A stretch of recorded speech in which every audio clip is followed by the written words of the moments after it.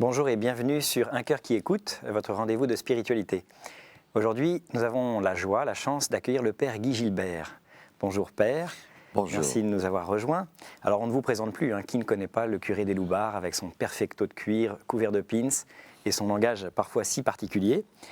On va entrer directement dans le vif de l'émission avec la lecture de ce texte que vous avez choisi, comme c'est la coutume dans l'émission de démarrer avec un texte. Oui, c'est un texte que j'aime beaucoup. Je l'adresse aux catholiques, aux chrétiens, aux protestants, aux orthodoxes, aux musulmans, aux juifs, parce que c'est un texte des Corinthiens qui parle à toute personne. Écoutez-le bien. Je le commente en même temps un petit peu. C'est le 1er Corinthiens, chapitre 13. Quand je parlerai les langues des hommes et des anges, si je n'ai pas la charité, je ne suis plus qu'airain qui sonne ou cymbale qui retentit. Quand j'aurai le don de prophétie et que je connaîtrai tous les mystères et toute la science, quand j'aurai la plénitude de la foi, une foi à transporter les montagnes, pour d'autres, mettons, les collines, pour d'autres, une motte de terre, pour d'autres encore, un fétu de paille. La foi, c'est chacun ce que nous vivons. Donc, quand j'aurai la plénitude de la foi, forte ou moins forte, si je n'ai pas la charité, je ne suis rien. Quand je distribuerai tous mes biens en aumône, quand je livrerai mon corps aux flammes, si je n'ai pas la charité, cela ne sert à rien. La charité est patiente à l'infini. La charité est serviable. Elle n'est pas envieuse. La charité ne fanfaronne pas, ne se gonfle pas.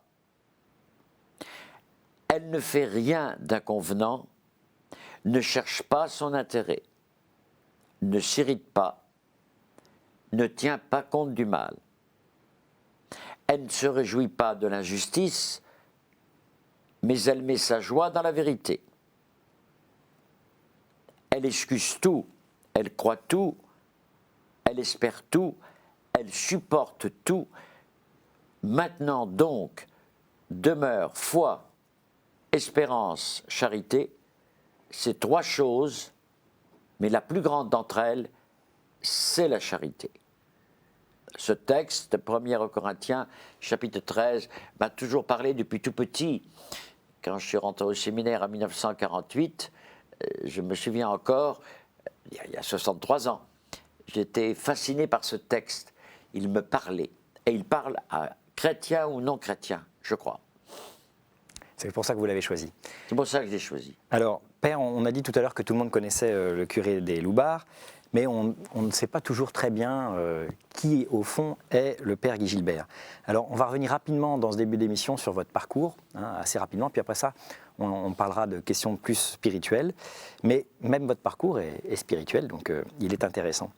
Vous avez d'abord commencé par recevoir votre appel au sacerdoce très jeune, à l'âge de l'adolescence. Est-ce que vous pouvez nous raconter ça? Comment c'est arrivé? Je te dirais que Dieu n'appelle pas ceux qui sont capables, il les rend capables en cours de route une fois qu'il les a appelés. Et personnellement, dans une famille plus ou moins chrétienne, enfin ma mère surtout, dire à mon père, en 1948, je veux être prêtre, je ne savais pas pourquoi.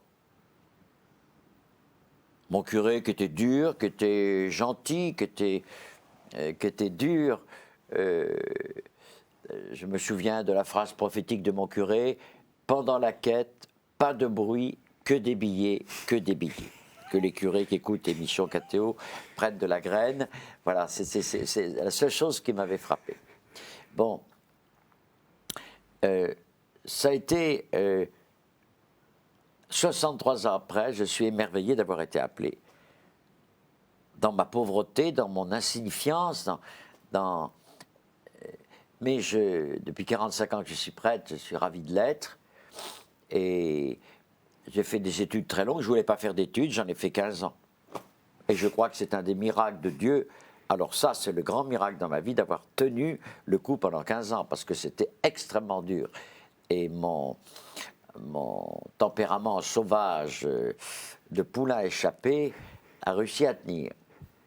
Et puis, il y a eu l'interruption de mes études au bout de 7 ans, la guerre d'Algérie. Je tombe tellement aimé par mes parents, l'église que j'aimais bien, je tombe d'un seul coup dans une phase de haine, d'horreur. 3 ans. Je dirais que mon sacerdoce futur, je n'étais pas encore prêtre, a été enrichi par cette découverte. Il a fallu que je vive l'amour dans un milieu de haine. Et ça a été d'ailleurs tout le reste de ma vie après. Je suis du diocèse de La Rochelle et j'ai demandé de faire un stage en Algérie au lieu de revenir dans mon diocèse d'origine. Et le cardinal Duval m'a permis un stage, archevêque d'Alger, en pleine guerre, des bombes dans Alger, c'était terrible. Je sortais des bombes et des rafales et de la guerre, oui. Dans un commando où j'avais été mis comme infirmier, et je retombe dans la guerre civile. J'ai été planifié pour être avec des chrétiens, et j'ai toujours vécu avec des non-chrétiens depuis 45 ans. Votre premier ministère, c'était à Blida, donc Blida. une paroisse. Alors j'étais prêtre à Blida. Il y avait peut-être 20 000 chrétiens. Ils sont tous partis à 62. Et l'église est devenue mosquée. Et le cardinal nous a demandé aux 3 prêtres qui étaient restés de trouver un job. Moi, je me suis occupé des jeunes. Les jeunes musulmans, ça a été extraordinaire. Et puis, j'étais à Paris, en 70. Je passe de la campagne blidéenne à Paris. Bon.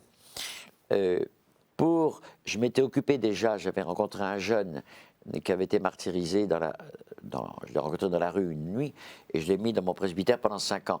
Ce qui m'avait permis de connaître déjà, au milieu d'autres jeunes qui étaient superbes, des jeunes martyrisés, des jeunes coincés, des jeunes... Voilà. Et j'ai fait ça à Paris.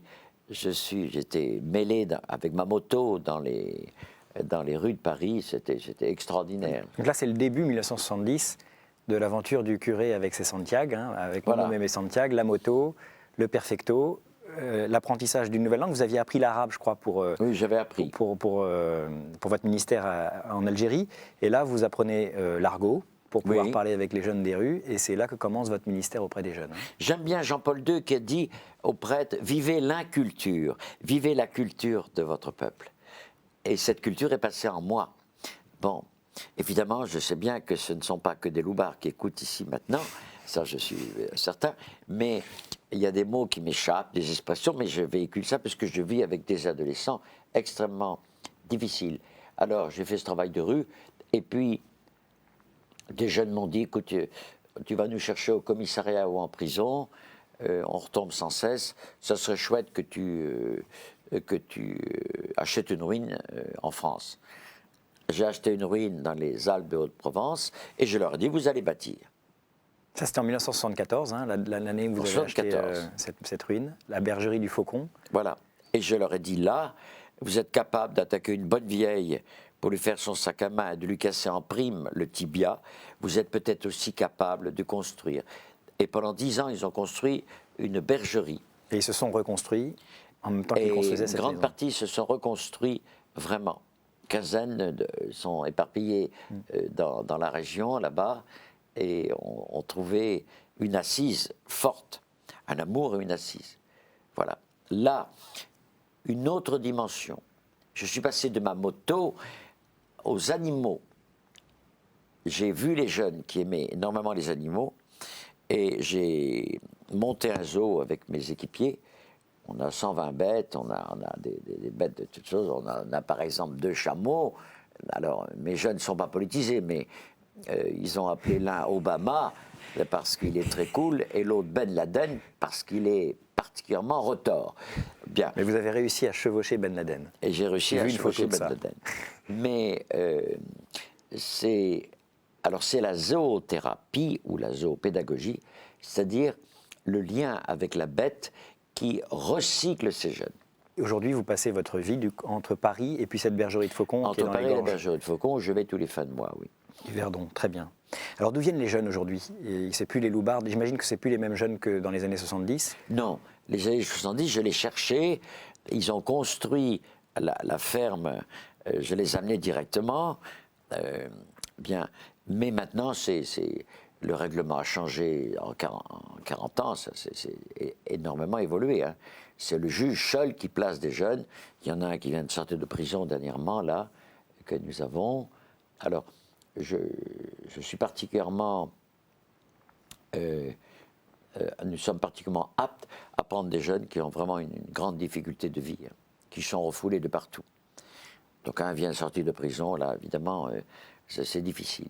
Les comportements sont extrêmement difficiles. D'accord. C'est un travail de 24 heures, pas 24 heures. Alors comment se passe une journée du père Guy Gilbert aujourd'hui? J'ai l'impression qu'elle commence tard le matin, mais elle se termine aussi très tard le soir. J'aime énormément le soir lire les journaux. Je lis 3 quotidiens par jour pour savoir comment cette société va, savoir ce qui se passe. Sinon, autrement... l'éducatif remplit ma vie. Et pour prier, seul avec Dieu, c'est très important. Voilà. Donc je me couche vers 4 heures du matin et j'essaie de ne pas avoir de choses à faire jusqu'à midi. D'accord. Ah oui, parce que j'ai besoin de sommeil et puis besoin de prière, besoin de silence, besoin de maturité silencieuse. J'ai immensément besoin de ça. Et puis toute la journée jusqu'à 2 heures du matin, de midi à 2 heures du matin, j'ai beaucoup de choses à faire. Alors, justement, sur la prière, hein, qui est vraiment un pivot central de votre vie, hein, vous dites que sans la prière, vous n'auriez jamais tenu. Vous venez de sortir un petit livre aux éditions Philippe Ray qui s'intitule « Petit guide de prière, en cœur à cœur avec Dieu ». Alors, quelle est la place de la prière concrètement dans votre journée, dans votre vie? Vous faites des retraites de temps en temps, vous avez... Voilà, quelle place ça prend, la prière? Je fais des retraites 2 jours tous les 10 jours, systématiquement, j'ai une 40aine de jours dans l'année, plus la prière, la retraite sacerdotale en Algérie que je fais tous les ans. J'ai besoin, et l'homme de Dieu a besoin de ça, et le laïc a besoin de ça, et toute personne a besoin de ça. Nous sommes dans un monde qui n'est pas silencieux, qui est terriblement bruyant. Et vous le savez, vous, Parisiens, par exemple, notamment, combien les transports, tout est bruyant. On fait tout vite. On a besoin de s'échapper complètement. Je dis que le Notre Père est très beau. Je le commande toujours à la messe en disant, n'oubliez pas que le Seigneur nous a donné cette prière lui-même et nous a dit de demander chaque jour le pain. C'est le pain que nous allons manger tout à l'heure, ou à n'importe quel moment, mais c'est le pain de l'amour. C'est une demande chaque jour. Est-ce que vous prenez un quart d'heure, 20 minutes par jour? Lâchez votre putain de télévision. Enfin, pas maintenant, évidemment, mais lâchez votre télévision. Dites, Seigneur, je te donne un quart d'heure. Je te donne un quart d'heure, 20 minutes. Et si chaque jour vous programmez ce temps précis, alors vous aurez une grâce très importante. Vous la verrez de jour en jour. Au début, ça vous énerve, vous allez repousser. Je ferai ça demain à telle heure. Quand j'aurai du temps. Et finalement, ça, c'est les forces du mal qui sont là. Mais prends le temps, t'inquiète pas, tu trouveras le temps. On ne le trouvera pas. Il faut le prendre de façon catégorique. Moi, c'est le matin. Le matin, je lis dans Magnificat, j'aime beaucoup lire l'évangile du jour, qui sera le méditer longuement. Et puis, vous savez, la Bible est une grâce Si vous la lisez, c'est une grâce, automatiquement. Vous lisez la Bible, c'est une grâce. C'est pas un roman policier, c'est une grâce. Et vous avez chaque fois une sensation de quelque chose de nouveau. Et je fais l'Eucharistie, faire descendre le Seigneur dans mes mains de pauvres, c'est le plus grand moment de ma vie. Et faire descendre chaque jour le Seigneur, c'est très important. Le samedi dimanche, je suis souvent en tournée, en conférence, et je fais l'Eucharistie dans des paroisses où on me demande, mais dans mes mains d'argile, c'est la plus grande chose que j'ai fait dans ma vie. La plus grande prière, c'est l'Eucharistie, vous le savez bien. Et Benoît XVI disait dernièrement, sans l'Eucharistie, l'Église est morte. C'est évident, l'Église est morte. Alors votre prière préférée, c'est quoi justement? C'est l'Eucharistie ou il y a une prière particulière qui vous... C'est l'Eucharistie d'abord. Je commence le chapelet après l'Eucharistie. J'aime bien rester le chapelet, cette prière répétitive. Et puis, ma prière caractéristique, c'est dire des dizaines de fois au Seigneur dans la journée « Je t'aime ». Ça, c'est ma prière favorite. Sainte Thérèse de l'Enfant Jésus disait « La prière est un élan vers Dieu ». Je disais à une sainte vieille un jour, je disais, écoute, je m'endors pendant je récite un des psaumes, je m'endors, elle dormait sans cesse. Bon, j'ai dit, écoute, ne t'inquiète pas, Dieu veille même si tu roupilles en même temps. Mais je dis à Dieu, Seigneur, je t'aime. Elle dit, c'est impossible. Je ne tutoie pas Dieu. Je lui dis-lui, je vous aime.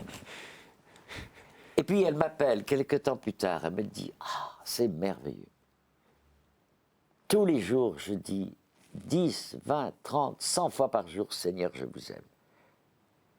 Et c'est une joie énorme.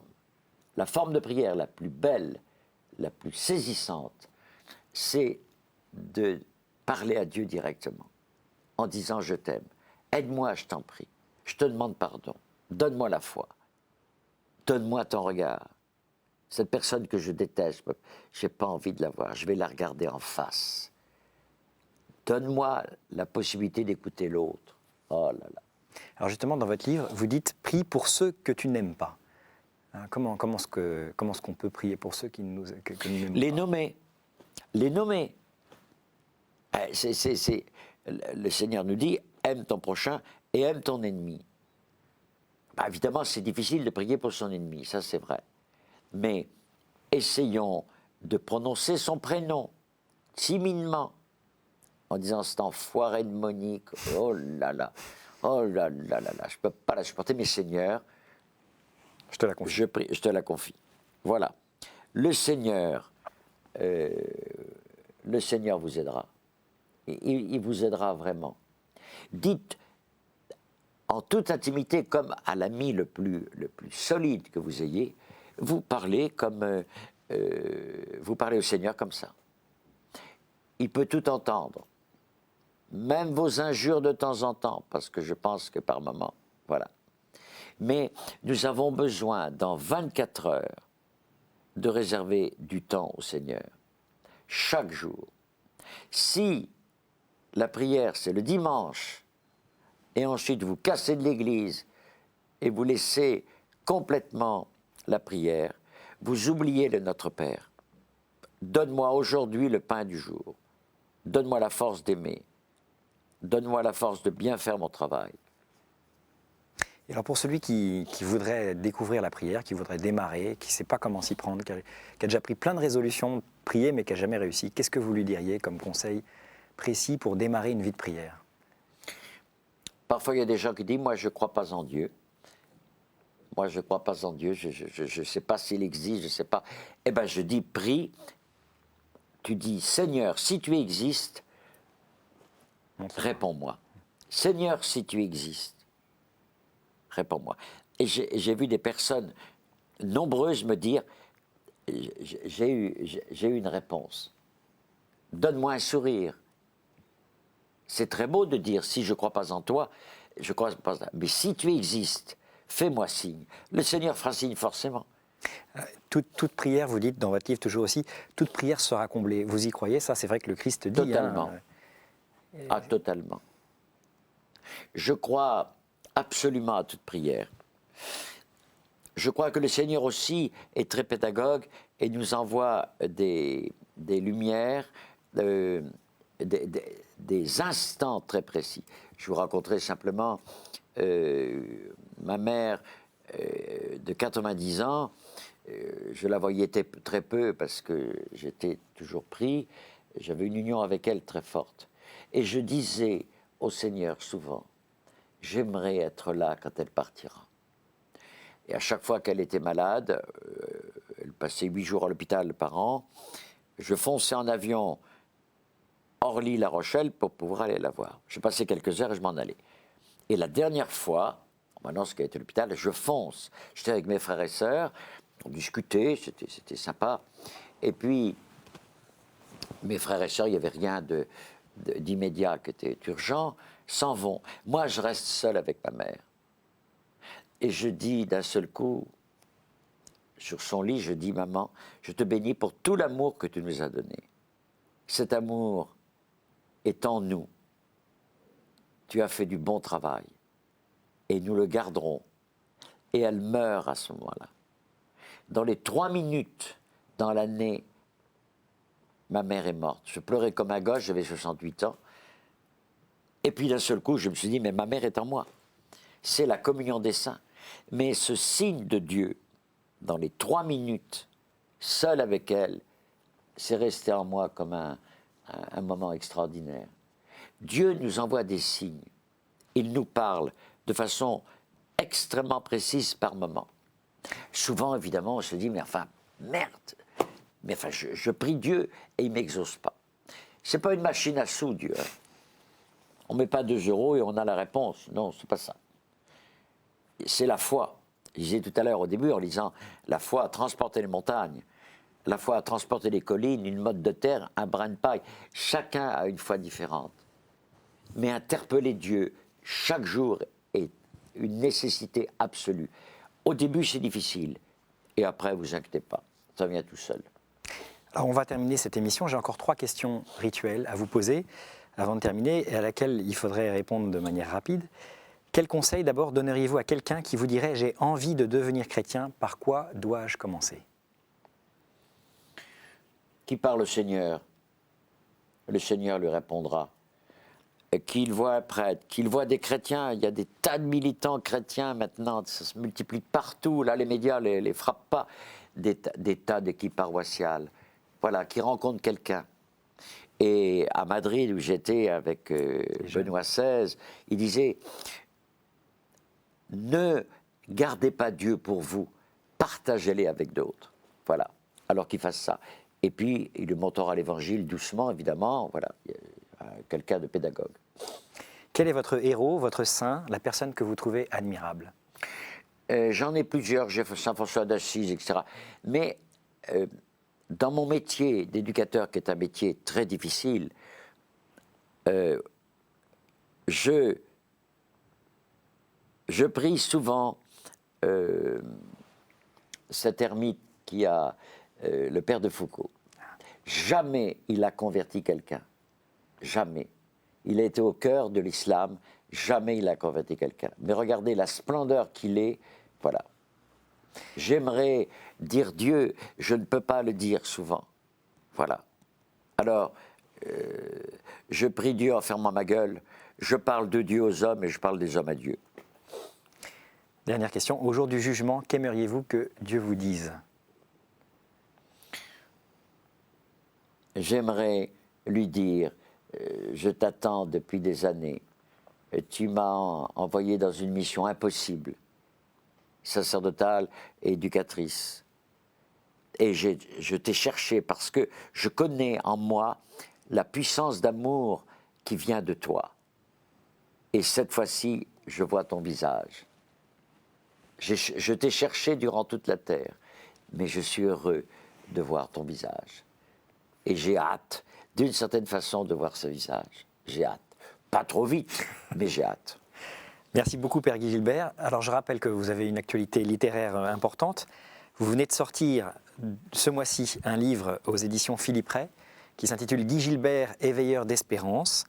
Et c'est un très beau livre, j'ai pris beaucoup de plaisir à le lire, hein, ça se lit très facilement, c'est de très belles images, de magnifiques photos prises par Jean-Claude Gannemer, qui vous a suivi pendant assez longtemps. C'est plein de photos avec des petits commentaires. Voilà, ça se lit vraiment très facilement, c'est un très beau livre cadeau.